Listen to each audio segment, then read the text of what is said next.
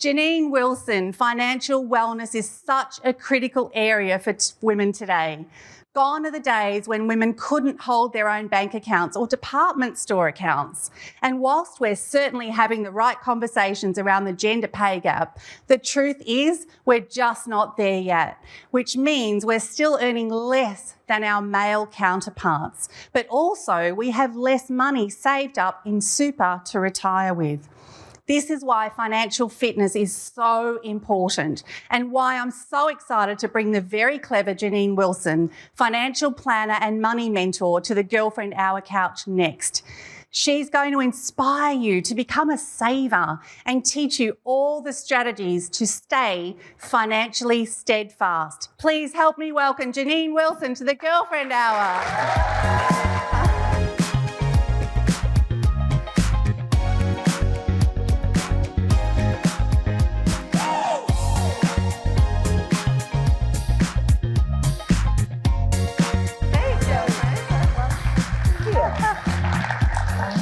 Divine, girlfriend. Oh, thank you.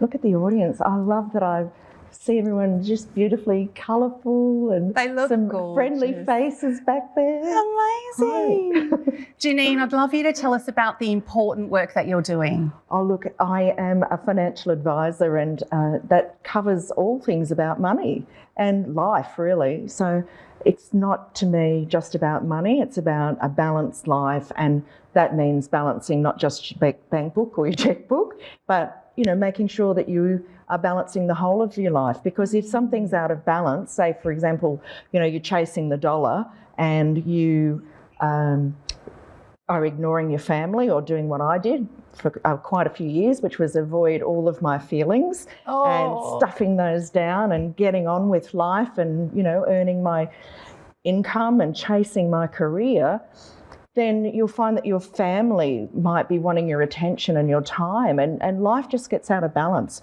Your kids won't thank you for it if you're so intensely focused on your career. And so when I think about money, I think about all areas of life and how to you know, focus in on the important things, the things that are important to every single woman I sit down in front of, and help them to make the best decisions about the life they want to design for themselves. Genene, why is it so important to you to mentor women around money?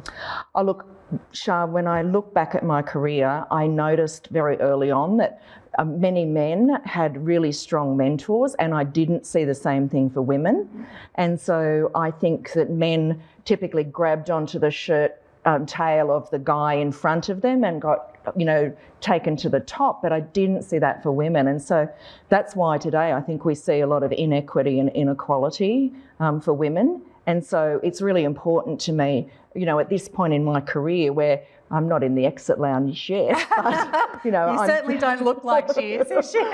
I'm thinking about what's next and just wanting to make sure that there's lots of women financial advisors out there that can really take the bull by the horns? The baton. Oh, the baton. Take the baton forward and help women. And, you know, even in my career, and I'm sure we'll touch on this later, you know, women didn't necessarily help each other in their career.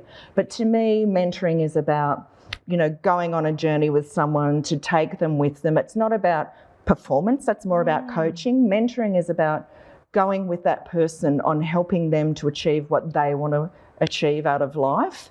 And, you know, that's whatever it is. So it's really around a long-term relationships with someone that helps them make better decisions, whether that's financially or professionally, and to really take them to the next level and show them how. So go with them on that journey. And Genene, what do you think are some of the blind spots that women face? Because managing money, like it can be quite a taboo thing for people, and sometimes people that have it or don't have it, there's always sort of these conversations that happen. What are some of the blind spots?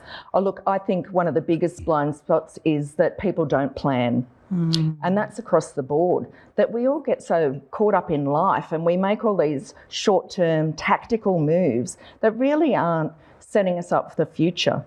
And so when I think about it, I think about the iceberg. Now, everyone knows what an iceberg looks like, and there's only 10%. The Titanic certainly does. Yeah, there's only 10% of the iceberg above the water. And that's all the tactical stuff, the short-term stuff you hear about an opportunity at a family barbecue and you think, oh, that sounds fantastic, I'm going to do that. But it's not going to set you up for your long-term future, the life you want for yourself and by design. And so it's that 90% of the iceberg that's below the water that makes a titanic amount of difference to your life. And it is about focusing in on that. That's where the strategy happens and the structuring. So you're protecting your assets and you're getting tax efficiency of your income and you're getting solutions that work for you specifically. And so that's the important stuff. Yeah. Absolutely, I totally agree. And, you know, this is the girlfriend hour after all, and I think we really want to bring conversations on that are real. And I'd love to ask you what your thoughts are around imposter syndrome. Have you ever experienced it yourself? That raises a lot of curiosity in me, Shar, because yes, of course, lots of people, as you've said in your introduction, have experienced it. And I don't think I've ever labelled how I felt or been made to feel by other people, external forces, as imposter syndrome. But in doing a little bit of research for the show, I realised that I probably have experienced that, you know, in my corporate career. I was always full of ideas and, you know, I was always willing to speak up and speak out and bring those to the table. But so many times it was like I was in a game of whack-a-mole. And if you read the book, you'll know what I mean. It's like stick your head up, dong, bonk, down you go again. And I love that game, by the way. It's great to get aggression out, isn't it? And it just robs you ultimately, or it certainly robbed me of my ego and made me feel less than. And if that's what imposter syndrome is, then yes, I have experienced it. And I honestly don't know that I speak to any women that haven't in some way or another experienced that, certainly in their working life. And you've also experienced bullying, Genene.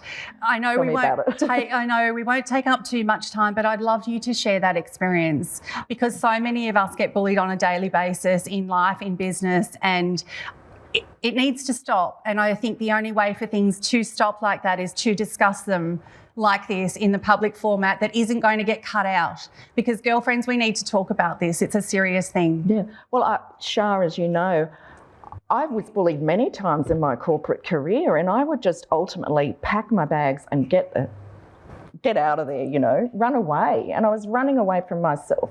And I'm a strong person, and I never really understood how my behaviour or my boundaries weren't stronger and why I ran away. And I'd look back, you know, I'd go home and I'd journal things and as a way to ease my pain. But I look back at that bullying, and it was a pandemic. Honestly, you know, you've seen my TED talk, and it's, you know, about bullying and my experience. And when I was sitting in a boardroom one day at a meeting with my peers, and they were all giggling, and I didn't really understand why. I felt like I'd come to the party late and I didn't know what was happening. And then as I left, one of my colleagues kindly said to me, "Oh, did you know what was going on there?" "No." "Oh, go back and have a look." And someone had written on the chair arm something derogatory about my senior manager and signed my name to it. And I'm welling up even just talking about it, because I don't like talking about it. And I responded by ripping the arm of the chair off, and I still have it as home as a souvenir.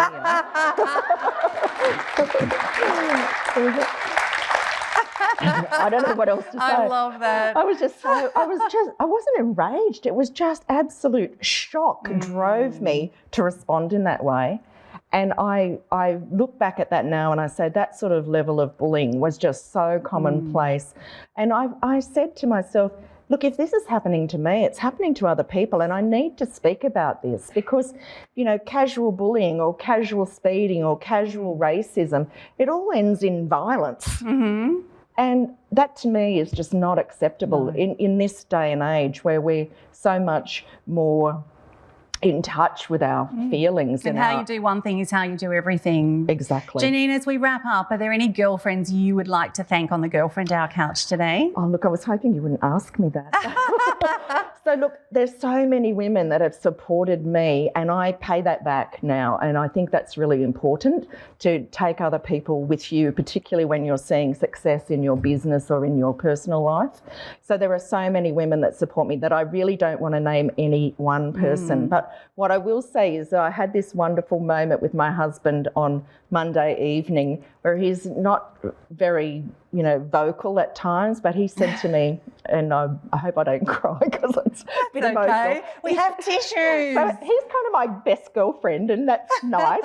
So he said to me, it's not many women at your age, Genene, which is a bit of an ageist thing to say. And I was thinking, okay, well, where's this going? You land the plane, mate. Yeah, you better bring that in easy.